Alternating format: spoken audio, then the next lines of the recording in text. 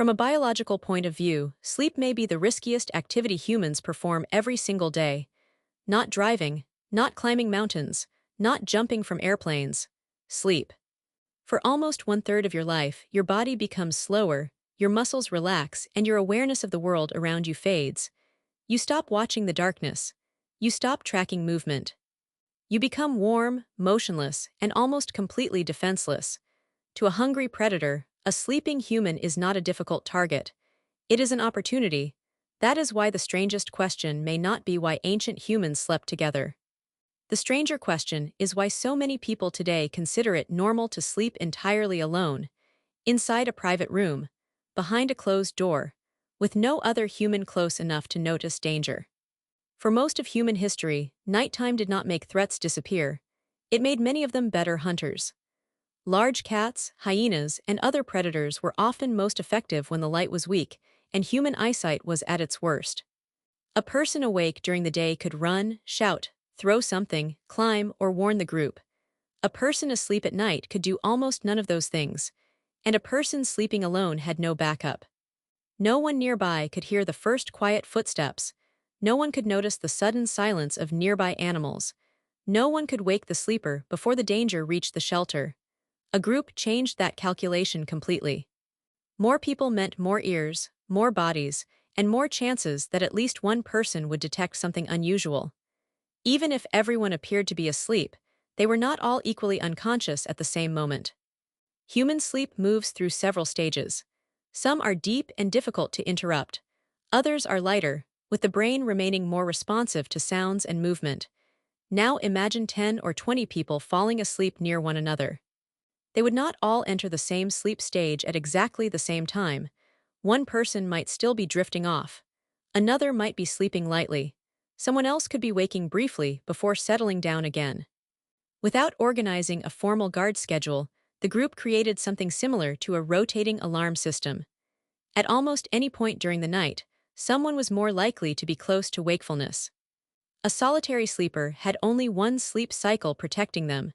When that person entered a deep stage, there was no second set of ears. But in a group, the most vulnerable moments of one person were covered by the lighter sleep of someone else. Modern research on hunter-gatherer communities gives us a glimpse of how this may have worked. Studies involving groups such as the Hadza and some San communities have found that people sleeping communally do not remain unconscious in one perfectly synchronized block. Different individuals wake at different times during the night. Some briefly check the surroundings. Some adjust their sleeping position. Some tend the fire. Then they return to sleep while others wake later. It is not necessarily an official system with assigned guards and fixed shifts. It emerges naturally. One person wakes because of age, body temperature, a child, the fire, or a light sleep stage. Later, someone else does the same. Across the entire group, these small periods of wakefulness overlap, creating a surprisingly effective form of nighttime vigilance. No single person must remain awake until sunrise. Yet the group is rarely left completely unobserved. Fire made this system even stronger. Ancient sleeping areas were often arranged around a shared flame. The fire gave light, warmth, and a barrier that many predators preferred not to cross. But a fire could not simply be lit and forgotten. It had to be fed, wood had to be moved, embers had to be protected. During the coldest hours, someone had to make sure the flames did not disappear. Every time a person woke to tend the fire, they also had an opportunity to look beyond it. Was anything moving outside the light? Had the night become unusually quiet? Were the animals nearby behaving differently? The fire and the sleeping group were not two separate survival tools. Together, they formed one system. The flame pushed back darkness and cold. The people provided one another with warmth, protection, and overlapping awareness. Body heat mattered more than most modern people realize. Human body temperature naturally falls slightly during sleep. In a heated house, under thick blankets, that small drop is harmless. In an exposed camp during a freezing night, it could become dangerous. Ancient humans did not always have insulated walls, sealed windows, modern bedding, or a reliable supply of fuel. A fire could weaken. Rain could make wood difficult to burn. Wind could pull warmth away from the shelter, but nearby bodies produced heat continuously. Sleeping close together allowed people to share warmth without needing to remain awake or consume additional fuel. Children, older adults, injured group members, and anyone already weakened by hunger or illness would have benefited especially from that shared heat. So sleeping alone was not only a problem because of predators, it could also be a problem because of temperature. A group solved both risks at the same time. There is another reason ancient sleep probably felt very different from the modern eight-hour block many people imagine as ideal. For much of history, sleep may not always have happened in one uninterrupted stretch. Historical records from pre-industrial societies describe a pattern often called segmented sleep. People would sleep for several hours, wake during the middle of the night, remain awake for a period, and then return for a second sleep before morning. During that quiet interval, they might talk, pray, check the fire, care for children, reflect on dreams, or simply lie awake beside other members of the household.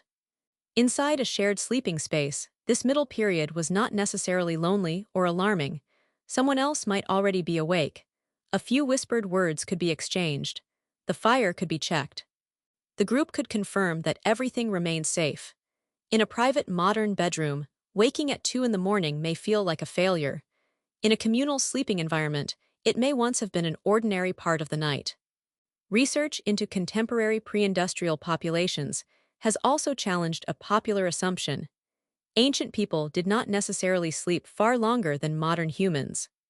Sleep scientist Jerome Siegel and other researchers compared sleep patterns among communities in Africa and South America that had little exposure to artificial lighting and modern schedules. They found that these groups were not spending enormous amounts of extra time asleep. The difference appeared less dramatic in total duration than many people expected. What stood out instead was the regularity of their sleep. Their daily rhythms followed natural changes in light and temperature. Reports of chronic insomnia were relatively uncommon. They did not need blackout curtains, sleep-tracking devices, white noise machines, or shelves of supplements to create a sleeping environment. That does not prove communal sleeping was the single cause. Natural light, daily activity, temperature, stress, and social structure all mattered. But sleeping near trusted people may have helped create the feeling of safety that allowed those rhythms to remain stable. Children make the logic of communal sleep even clearer. Across many traditional societies, infants and young children slept close to parents or other caregivers. This arrangement was not simply sentimental. It solved practical problems. Infants have less developed temperature regulation. They need frequent feeding. They cannot explain discomfort. They are unable to defend themselves. A child sleeping beside a caregiver could be heard, touched, fed, covered, or moved without forcing the caregiver to fully wake, cross another room, and then return to sleep. The distance between danger and response became almost zero. Some researchers studying infant sleep have also examined whether close nighttime proximity affects breathing patterns and physiological regulation. This remains an area where modern safety guidance is essential, because not every form of bed sharing is safe. Soft bedding, adult mattresses, smoking, alcohol, medication, and many other factors can create serious risks. Still, the broader evolutionary logic is easy to understand. For most of human history, placing a helpless infant alone in a separate room would have offered little advantage and many obvious dangers. Of course, sleeping beside many other people was not peaceful in every way. People snored. Children cried, someone rolled over, someone coughed, someone woke to feed the fire. Privacy was limited and personal space was almost non-existent. Communal sleep must have caused frequent irritation. Some people probably slept well in groups, while others were more easily disturbed. But evolution does not design life for perfect comfort. It favors arrangements that improve the chances of survival. The question was not whether sleeping together produced the quietest possible night. The question was whether the noise and inconvenience were worth the protection, warmth, and security. For ancient humans, the answer was usually yes. Psychology added another layer. The brain sleeps differently when it believes the environment is unsafe. Even today, people often struggle to sleep in unfamiliar places. A strange hotel room, an isolated cabin, or a house that feels insecure can keep part of the mind alert. Small sounds become important. The body resists falling into deep sleep because it does not fully trust the surroundings. Researchers studying sleep have repeatedly shown that perceived safety affects anxiety, vigilance, and sleep quality. For an ancient person alone in the dark, that fear would not have been irrational. There really were predators. There really were rival groups.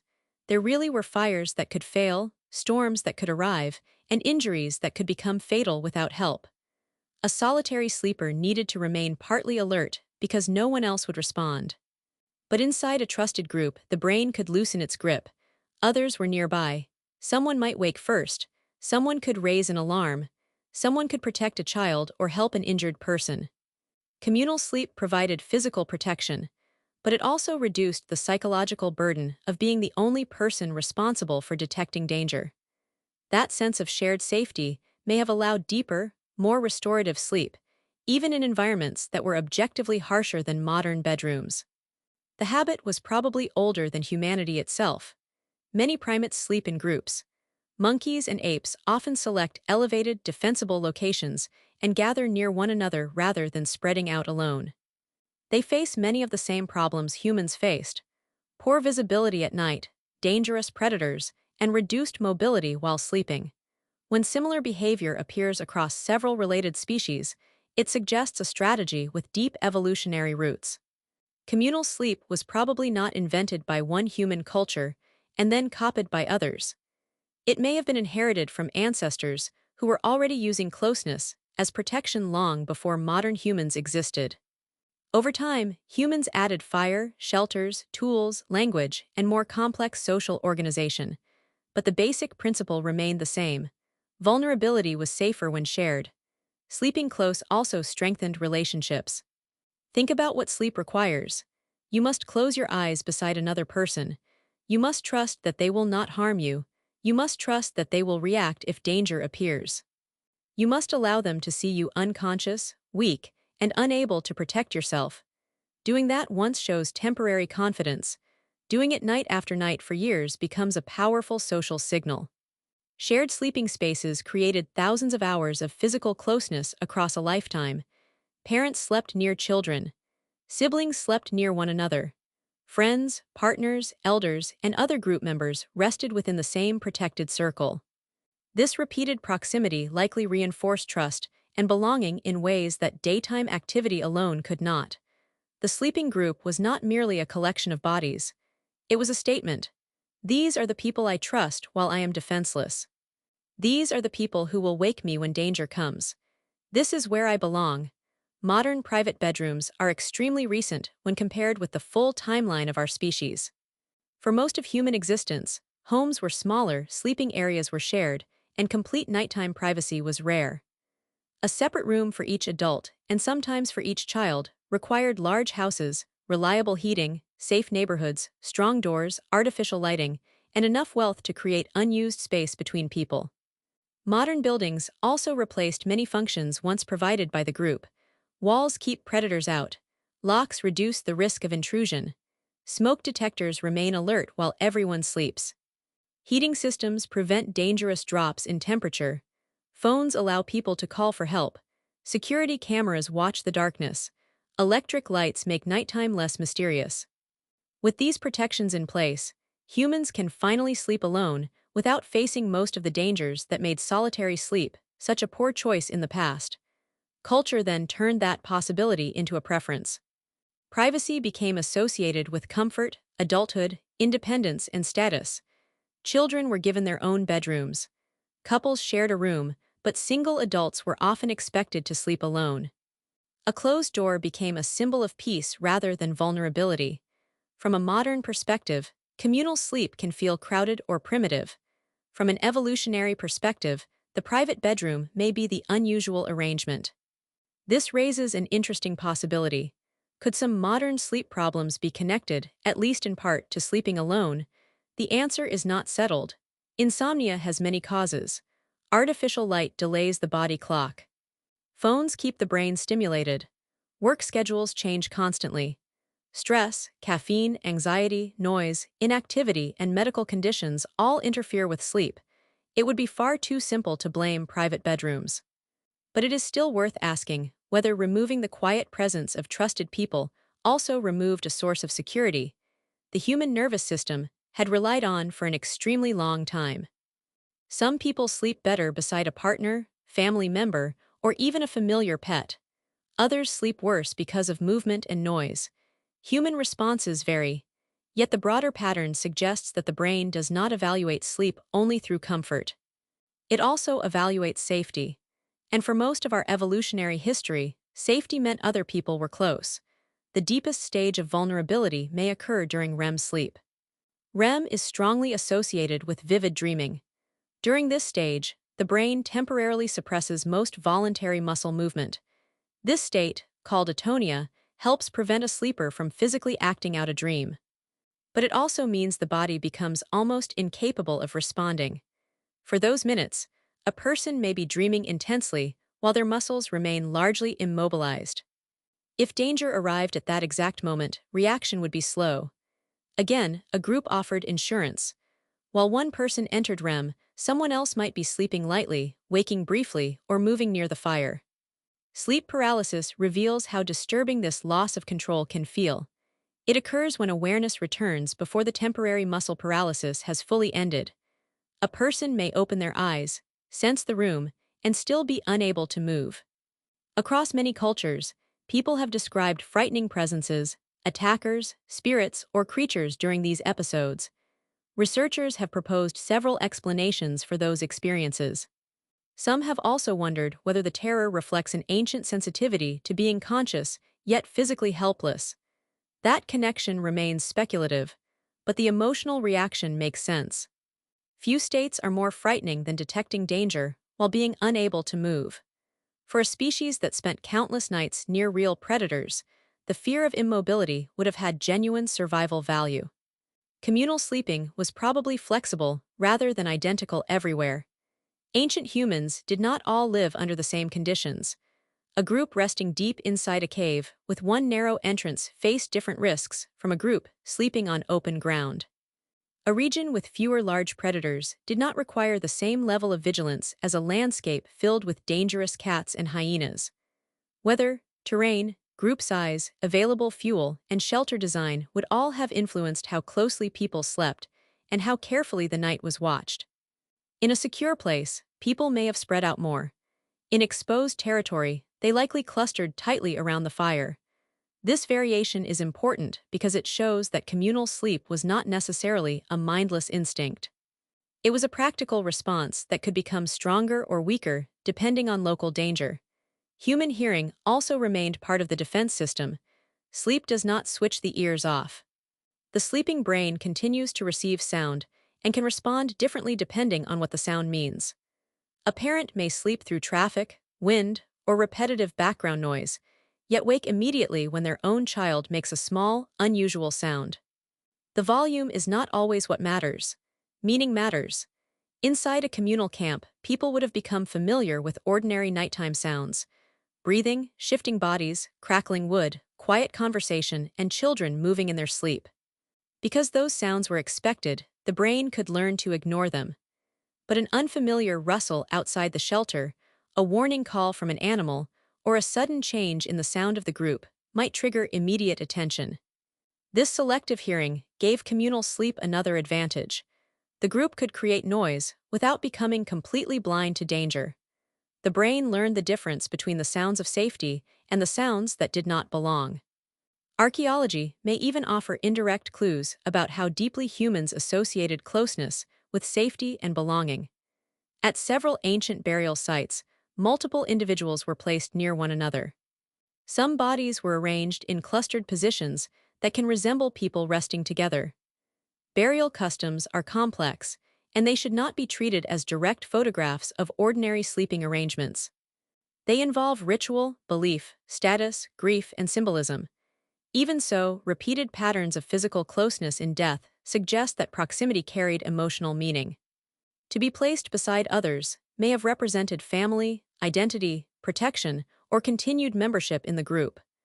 The same closeness that guarded people through the night may also have shaped how communities imagined rest after death.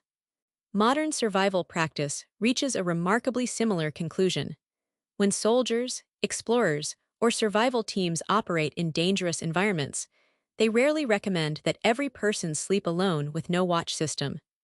Groups establish secure camps, share resources, maintain fire or light, and rotate responsibility for observation.